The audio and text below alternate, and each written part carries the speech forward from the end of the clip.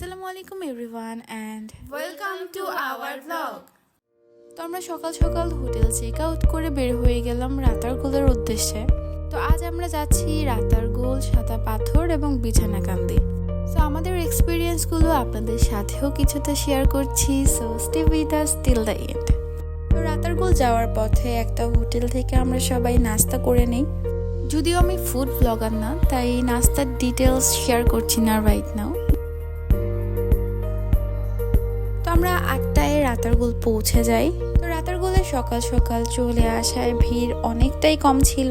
তো আমরা ভেবেছিলাম এক নৌকায় সবাই মিলে এনজয় করব, বাট এখানে প্রশাসনের ইনস্ট্রাকশন হচ্ছে এক নৌকায় 5 জন বসা যাবে, এর বেশি এখানে অ্যালাউ না। তো যাই হোক আমাদের 2টা নৌকায় নিতে হয়, আর তাছাড়া ওরা এইসব ছাতাও ভাড়া দিয়ে থাকে, মেবি 100 টাকা করে। আমাদেরও অনেকগুলো ছাতা নিতে হয়েছিল, কারণ আমরা গিয়েছিলাম সেপ্টেম্বরের লাস্টে, মানে অনেক রোদ ছিল তখন। তো আমাদের সবার টিকিট কাটা ডানে, এবার উঠে যাব নৌকায়। বাট এত সকালেও অনেক রোদ ছিল, যেটা তাকানোর মতো ছিল না। তো যেতে যেতে রাতারগুলের কিছু ইনফরমেশন শেয়ার করি। এই পুরো পৃথিবীতে 22টি মিঠা পানির জলাবনের মধ্যে রাতারগুল হচ্ছে একটি। এই ফুল ফরেস্টের আয়তন হচ্ছে 3325.61 একর। তো যেটা ড্রোন দিয়ে ভিডিও করলে হয়তো অনেকটাই বোঝা যেত। তো দেখতে দেখতে চলে আসলাম ফরেস্টের সাইডে। তো এখানে পানি একেবারেই শুকনো ছিল, যেখানে আমরা নেমে ফটোশ্যুট করতে পারবো। বাট এখানে সাধারণত যখন পানি থাকে এখানে নামা যায় না। বর্ষাকালে এখানে প্রায় 30 ফুট পর্যন্ত পানি ওঠে, তখন নৌকা দিয়ে ফুল ফরেস্টটা ঘুরে দেখা যায়। যেহেতু সেটা এখন পসিবল না, আমরা কিছু ছবি তুলেই আবার ব্যাক করছিলাম। তো নৌকায় উঠলে ফার্স্টে এটাই মাথায় আসে, সাপ। তো এটাও চোখে পড়লো, সো বি কেয়ারফুল। আর সাইডে এই মাঝি মামা কেন এই নৌকার সার্কাস দেখাচ্ছিল বুঝলাম না। যাই হোক, নিচে স্বচ্ছ সবুজ পানি আর উপরে ঘন সবুজে ঘেরা ফরেস্ট, তাই রাতারগুলকে বাংলার অ্যামাজনও কিন্তু বলা হয়। এই হচ্ছে রোদের মধ্যে আমাদের অবস্থা। যাই হোক, উপরে ছিল সূর্য, পাশে রংধনু, বেশ সুন্দর ছিল। তো দেখতে দেখতে আমাদের রাতারগুলের ট্যুর কমপ্লিট। এটা হচ্ছে আমার জামাই মশাইয়ের নিনজা টেকনিক, নিজেকে রোদ থেকে সেভ করার। তো চলে আসলাম আমাদের সেকেন্ড ডেস্টিনেশন ভোলাগঞ্জে। তো দূর থেকে পাহাড়ের এত সুন্দর ভিউ দেখা যাচ্ছিল, মাশাল্লাহ, যেন কাছে গিয়ে দেখার লোভটাই বেড়ে যাচ্ছিল। তো আমরা গাড়ি থেকে নেমে চলে যাচ্ছি ঘাটের দিকে। এই পাশেও অনেক ছোট ছোট স্টল বসেছিল।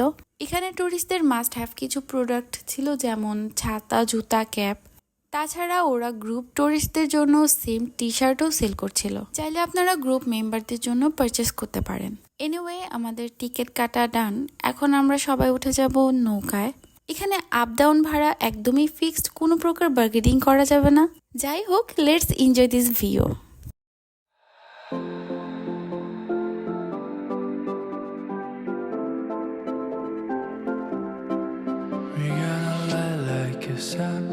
Shining the night away.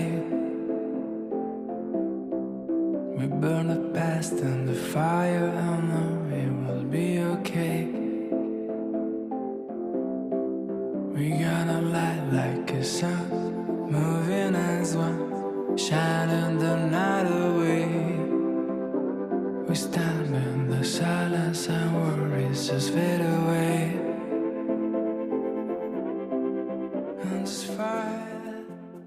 চারপাশের ভিউ এত সুন্দর ছিল, আসলে কি বলবো। আলহামদুলিল্লাহ, আল্লাহর এত সুন্দর সৃষ্টি দেখার সৌভাগ্য হয়েছে। অনেকটা হেঁটে আসলে মেন স্পটে যেতে হয়, পাথর অনেক স্লিপারি ছিল।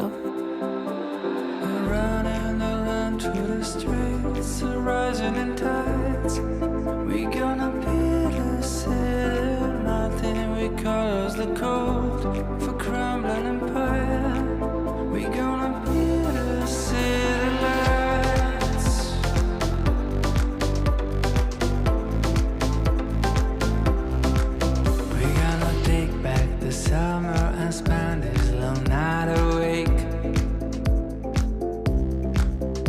Let it beat of a drummer, her heartbeats will start us way. We're gonna light like a sun, moving as one. এখানেও ফুচকা পাবো আসলে ভাবিনি, ফুচকার সাথে ভিউর কম্বিনেশনটা সেই ছিল। এই ছিল আমাদের সাদা পাথরের এক্সপেরিয়েন্স। সূর্যের তাপে পাথর বালু অনেক উত্তপ্ত হয়ে যায়, তাই এখানে আসলে ছাতা আর সানস্ক্রিন মাস্ট ইউজ করবেন। এখানে মাঝে আমাদের 10 থেকে 15 মিনিট আগে ফোন করলে তারা আবারও নিতে চলে আসে। নৌকায় বসে পানির দিকে চোখ যাওয়ায় মনে হচ্ছিল প্রশান্ত মহাসাগরের মতো 2 কালারের। যাই হোক, এখন চলে যাব আমাদের থার্ড লোকেশন বিছানাকান্দি।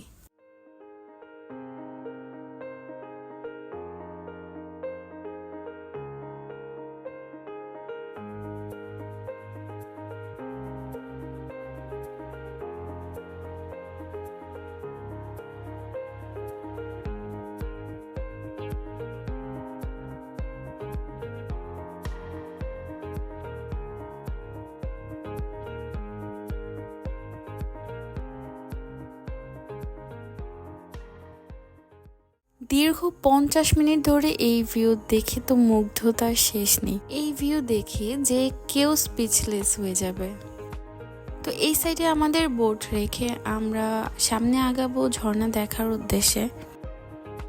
কিন্তু এখানে বিভক্ত এই স্রোতগুলো পার হয়ে যেতে হবে, আর মাঝখানে উঠতে বেহাল অবস্থা। তো যাই হোক, তো টুরিস্টদের জন্য লাঞ্চের ব্যবস্থা এখানে ছিল। তো পাহাড় দেখতে দেখতে আসলে লাঞ্চ করার মজাই ছিল আলাদা। সিলেট ট্যুরের জন্য জুন জুলাই বেস্ট, কারণ আমরা সিজনের লাস্টে এসেছিলাম, তাই এই ঝর্ণা দেখতে পাইনি। তো এটাই ছিল আমাদের বিছানাকান্দির এক্সপিরিয়েন্স, ছোট করে দেখানোর ট্রাই করলাম। So don't forget to like, comment and share. আর যদি আমাদের ভিডিও ভালো লেগে থাকে প্লিজ সাবস্ক্রাইব আওয়ার চ্যানেল। তো আমাদের ফেভারিট একটি ভিডিও শেয়ার করে ব্লগটি শেষ করছি। সো আল্লাহ হাফিজ। তোমার বেলা নেব সখী, তোমার কানের সোনা সখী গো। ও আমি প্রেমের গাছের মাঝি, প্রেম ছাড়া কিছু বুঝি। ও সুজন সখী গো, প্রেমের গাছে পারা পারি বাড়াবাড়ি না, প্রেমের দামে মন দিতে হয়।